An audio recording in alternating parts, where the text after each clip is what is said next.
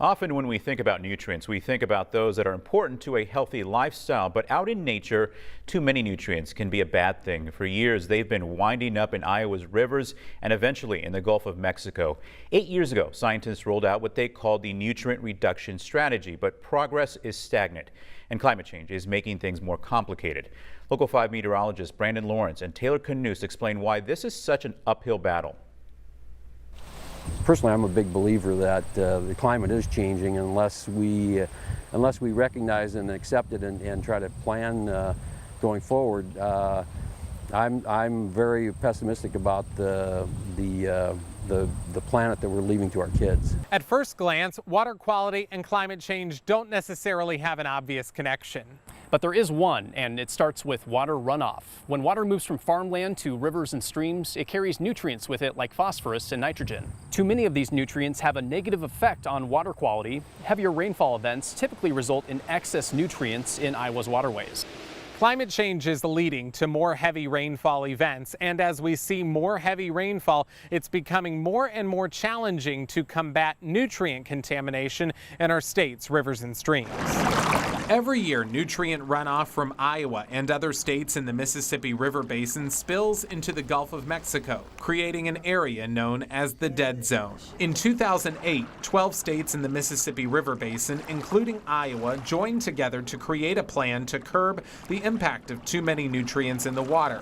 5 years later, the nutrient reduction strategy was born. Well, the strategy's intent was to lay out a plan for reducing nitrogen phosphorus in the state of Iowa by 45%. These nutrients come from several sources like wastewater treatment plants, industrial facilities, and farms. Since the plan's conception, wastewater treatment plants and industrial facilities are showing some improvement. We're starting to see these plants finally come online, and they can achieve a pretty significant nitrogen reduction.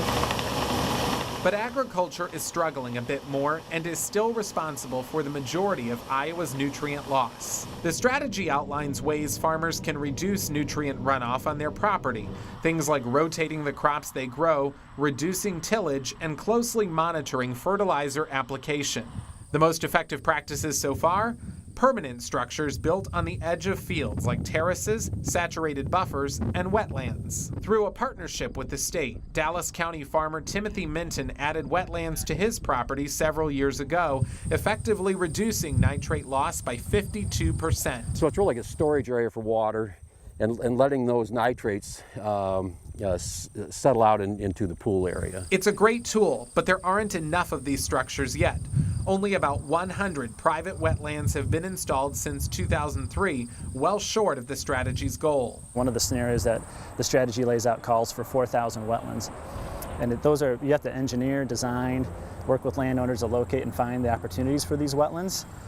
If we were to build a wetland every single day, machines out there, ba-boom, ba-boom, just putting wetlands out to get to 4,000, it would take us 11 years to just build that many wetlands. Critics of the strategy say things need to change. The science itself is strong, but without a strong strategy to actually implement the ideas that are in it, it's not going to improve our water quality. Even with year-to-year fluctuations, Iowa's 5-year running average of nitrate loads in 2020 was nearly twice as high as in 2003. In order to reverse this trend, Alicia Vasto with the Iowa Environmental Council says some of the practices highlighted in the state's nutrient reduction strategy should be mandatory, not voluntary. A very basic one would be having a buffer along a stream so you can't farm right up to the edge of the stream or into the stream. We should also be regulating the amount of fertilizer that's applied to farm fields. Right now there are recommendations about the amount of fertilizer that's commercial and manure that can go on fields so that it's the right amount for plants to uptake. But when there's too much, all of that excess is going into our waters. There's a sweet spot somewhere where we coexist. It may be an unholy alliance, some people may call it that, but we think we're all hopefully pulling in the same direction. Reducing nitrates in the water supply is a topic with no shortage of opinions and no easy solutions. The good thing is that there's a lot of Iowans and partners and stakeholders care about that. We're fortunate to have an engaged public on this issue. I think we've evolved. Have we evolved as far as we should have? Probably not. Can we do more? We certainly can.